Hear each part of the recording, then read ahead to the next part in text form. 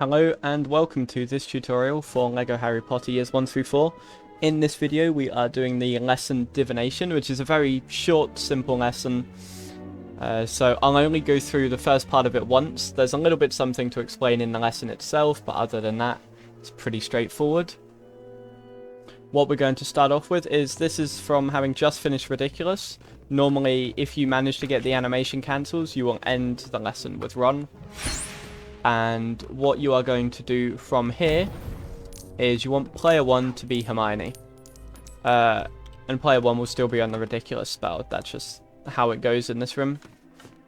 You also want to have player 2 dropped in. Normally they'll drop in as Ron. Sometimes they'll drop in as Harry. It doesn't matter too much. I like to have player 2 on Ron. And what I also do is I also make sure that Ron is on the Wingardium Leviosa spell, rather than on the Ridiculous spell, which is just 3 clicks either way on the spell scroll. And then what you can do from here is leave the room. This next room is entirely player 1. Player 2 stays exactly where they are. And player 1 will make their way over to this chest here, target it, and hit the Boggart that spawns out of it. Switch to Wingardium Leviosa and pick up the key. That's not necessary to pick up the key, but it's useful for the next room. And then put this key in the lock. You've got to be careful when placing this key down, because from specific angles it won't work and the key can pass through the door, like so. So what you've got to do is you can either kind of run up on the left side of it around here. Anywhere around here, if you put the key down, it will likely go in the lock. Or you can stand where there's actually a blue arrow and it will click in straight away. So that's up to you based on how safe you want to play it, really. But now, this room, a little bit of 1p2c. Player 2 is going to put this on. Player 1 will then put this one on. And what I like to do here is I like to switch player 2. Once player 2 has completed this, I like to switch player 2 to Harry. Because, in theory, if the AI pathing is good, it saves a bit of time to go into the door with player 2 than it does with player 1. In the lesson itself, a little bit more 1p2c. We're going to start off with player 2. Player 2 goes over this way and shoots this for the first cup, and then goes over here to spawn the second cup.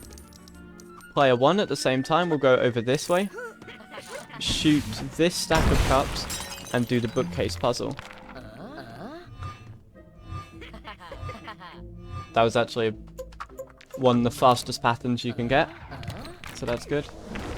And then build this cup here, and then that completes the lesson. You get a gold brick. One thing to note though, if you're playing no cut with saving, then you have to wait until the Harry head disappears before you can skip the cutscene. Otherwise you softlock your file. There's also one other little strat you can do in that level, if you're in that lesson, if you're playing on the standard version of the game, which I will show now. Okay, so this time in the level itself, what we're going to do is we're going to do the 1p2c to be able to get what's known as a CSS, or a cutscene skip, which you can do at the end of this, which saves time in every single every single standard category, every category where you watch cutscenes. It's a free, easy one to go for as well.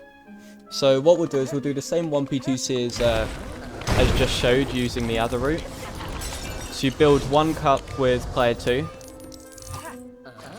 and then this cup with player 1. Oh, I got it wrong with player 1.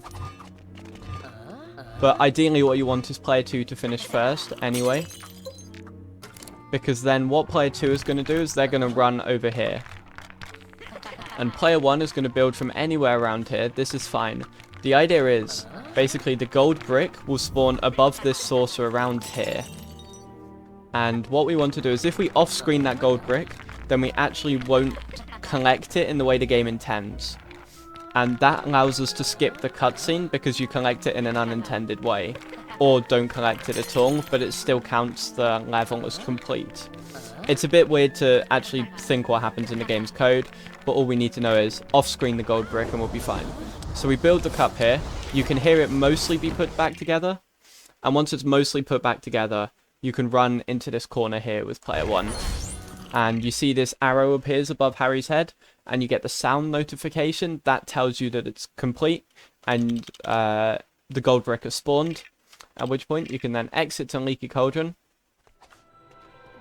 Go back in, and because I'm playing on a file which has completed 3-1, in other words, didn't do 2-6 CSS, the route from here is you spawn back in here, collect the gold brick, no cutscene plays, and you just exit here straight away.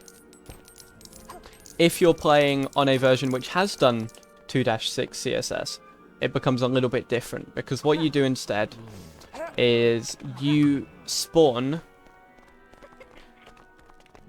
either here, in which case you make your way to the potions room, or you spawn in the potions room itself if you've done a bit of manipulation for it, which I explain in a separate video. But yeah, once you're in this room, you have to go into this room and then leave this room immediately, and then you just make your way back to the outer courtyard, and that's how you skip the cutscene. So it actually saves less in any percent than it does in other categories, but it's still a very easy cutscene skip to do. So thank you very much for watching, and I will see you in the next video.